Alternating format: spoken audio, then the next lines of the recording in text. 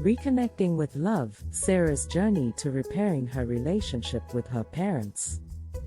Once upon a time, there was a girl named Sarah who grew up feeling angry and resentful towards her parents. She felt like they never listened to her, never understood her, and were always getting in the way of her happiness. As a result, Sarah rebelled against her parents, constantly pushing their boundaries and doing everything she could to defy their rules.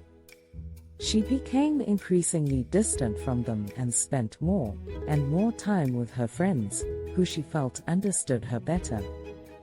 Years went by and Sarah grew older. She left home and started a new life, free from her parents' influence.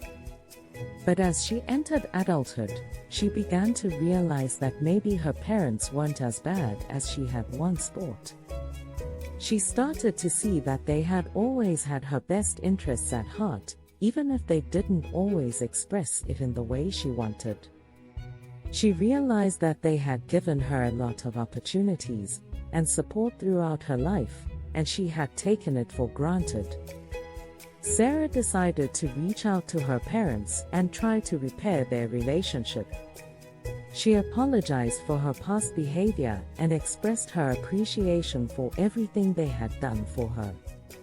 To her surprise, her parents welcomed her back with open arms and were happy to see that she had grown into a mature and responsible adult.